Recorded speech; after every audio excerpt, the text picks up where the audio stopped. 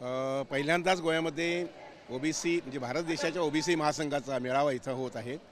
हा राष्ट्रीय पातळीवरती 10वा महामेळावा आहे आणि ह्या मेळाव्याच्या निमित्तानं देशाच्या वेगवेगळ्या भागातून विशेष करून तामिळनाडू, आंध्र प्रदेश, यूपी, या बाजूनं गुजरात, महाराष्ट्रावरून विशेष करून आणि तसेच गोव्याचे लोक पण भरपूर मोठ्या प्रमाणात सहभागी झालेले आहेत। मी अध्यक्षराव जे आपले आहेत बबनरावजी, डॉक्टर बबनरावजी यांचं आणि पूर्ण समितीचं मनापासून समाधान आणि आभार मानतो की त्यांनी गोवा निवडला ह्या वेळेला की 10वं महासंमेलन गोव्यामध्ये करण्याचं। गोव्यामध्ये जवळजवळ 27% ओबीसी आहेत। ओबीसीमध्ये गोव्यामध्ये जवळजवळ 19 जमाती आहेत वेगवेगळ्या, भंडारी, खारवी समाज, नंतर मग सतरकर समाज वगैरे असे जवळजवळ 19 समाज आहेत आणि अजून बरोबर सर्वे नाही झालेले। बरोबर जर सर्वे झाली तर कमीत कमी 30% वरती ओबीसी संघ गोव्यामध्ये आपल्याला सापडेल। तर ओबीसीचं इथं भरीव काम झालेलं आहे।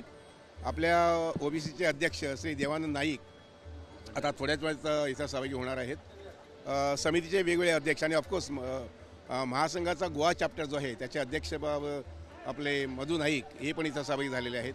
बरोबरच सर्वेश पण इथं सहभागी झालेले आहेत। गोव्यामध्ये ओबीसी याच्या महासंघासंबंधी भरपूर जागरण आहे आणि जागृती पण लोकांमध्ये आहे आणि लोकांमध्ये याची जाणीव आहे।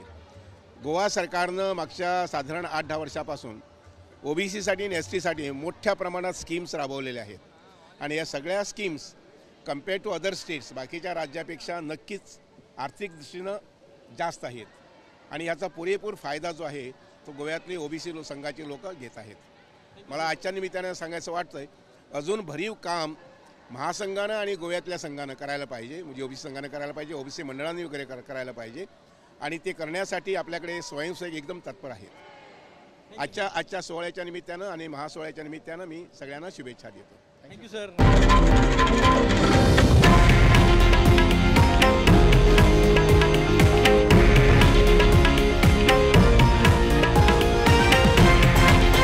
हे आहे देशातील नंबर 1 न्यूज नेटवर्क आणि आपण पाहत आहात TV9 मराठी, एकमेव।